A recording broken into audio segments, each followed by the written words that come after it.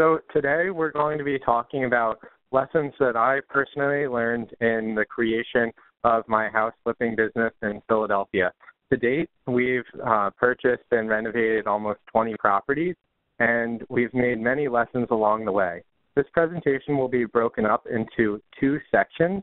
The first section will cover kind of the basics and open your mind to thinking about things and what's involved in house flipping. Some of you might have more experience than others. And then the second component of the presentation will be focused on 9 lessons that I learned and how they can apply to your project management day-to-day, whether you want to get into flipping houses or you just want to apply what you learn in your IT or project management career. First question I have for everyone is, do you consider yourself handy? So for those of you that are following along, feel free to shoot a note in the Q&A box so I can get a good idea of how many of you are handy and how many of you are just kind of listening in for the juice and the information. Also, how many of you have substantially renovated your home? Have you taken an effort, whether it was a kitchen, a bathroom, or some other aspect of your home like improving the flooring or just repainting it? Those of you who have done that, that's a great start. But I want to caution you, if you're looking at this from the eye of an HGTV flipper or someone who has done something at your house, it's completely different to do it from a business perspective, because in your own house, it's not exactly a concern about staying on budget and making sure that your project is within scope, because you're the ultimate person that has to judge whether it was a good job or not an end buyer that's going to determine the value of your home. So I just want to caution you guys listening that already have substantial renovation experience. From the vantage point of what we'll be talking about, we're going to be talking about an investment perspective. So put on your investor's cap and we'll go through it. So the objectives that I have for this presentation is to give you guys some lessons from construction and for home renovation, do's and don'ts for managing tradesmen and contractors, how to deal with surprises, and generally how these can tie into your overall career in project management. What does it mean to do a flip? Most of you are familiar with what you see on TV, which is the middle section, renovate, the 2 to 4 months that it might take to go from a house that's distressed to a house that's the best on the block. But there's a lot involved in that process that you don't see. And that actually, if you look at it from a time perspective, takes more time than the actual part that you do see. The first part is the acquisition. All deals start and end with the purchase.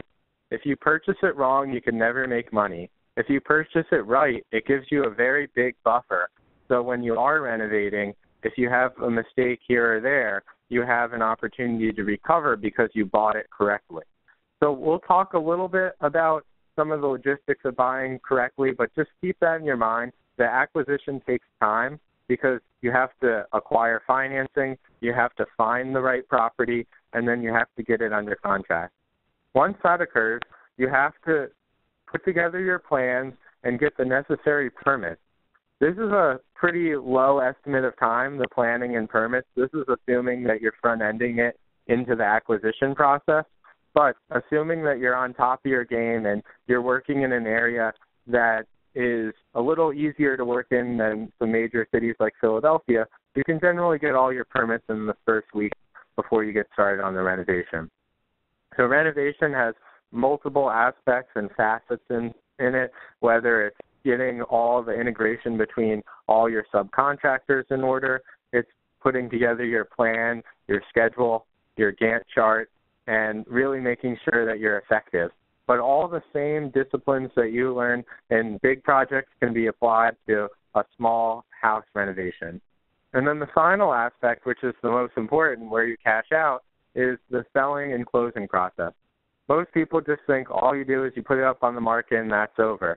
Well, there's a lot of different aspects involved, from staging it, marketing it, and making sure that when people walk through, they get the best impression, and making that renovation great so then when their home inspector comes through, there's no things that would come up in the inspection that would kill a deal. So it's important you understand that, and it's also important that you understand in today's financing market, it can take anywhere from 30 to 60 days for someone to come up with the cash to be able to buy your property or the financing. So most people don't just buy a property and then give you the money the next day. There's a process involved, and the main steps from the appraisal and the inspection are critical that you understand and make sure that they happen effectively and timely.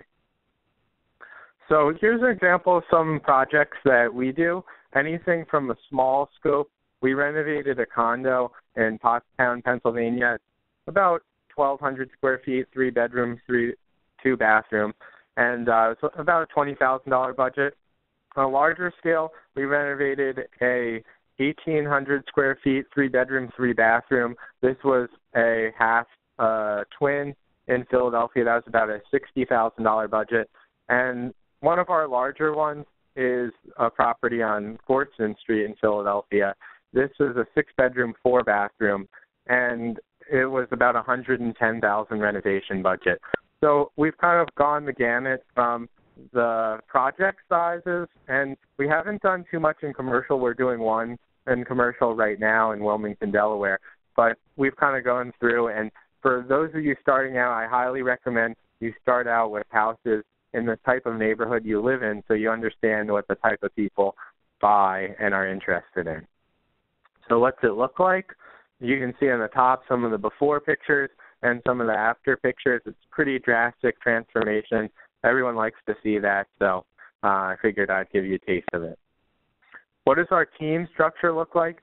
So this is just for your background so you understand what we're coming from.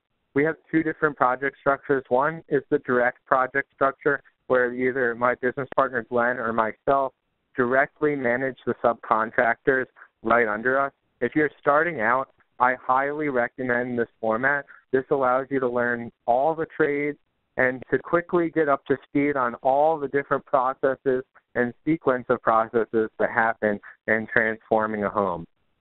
Once you master that, you can essentially hire someone like yourself, a project manager, a crew leader, or a general contractor that will then have all the trades work under them.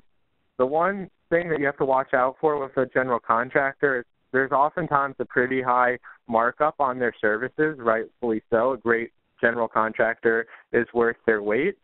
But you need to understand what those essentially markups are. Is it based off of time? Is it based off of a percentage of the project? And then also, what do you have in place from a contractual standpoint that makes sure that they're going to be on time, within scope, and in budget? And what backup do you have if one of their tradesmen doesn't work out from a risk management perspective? So that's important. The rest of this presentation will be focused on 9 lessons that you can apply to project management that you kind of can pick up from the house flipping world. First lesson is be objective and use metrics. Within house flipping, like I said, you make all your money when you buy the property. There's 4 metrics that you should know about. The first metric is after renovation value. So with any project, there's something, a goal or a benefit that you're trying to realize. With a house, you're trying to realize the future value of the house after renovation. So obviously there's a purchase price, there's a construction budget, and then there's a future value. So your goal is to reach the highest possible future value that's available in that neighborhood. But from a metrics perspective, most of the seasoned investors only want to spend between 65% and 70% of the after renovation value. So in other words,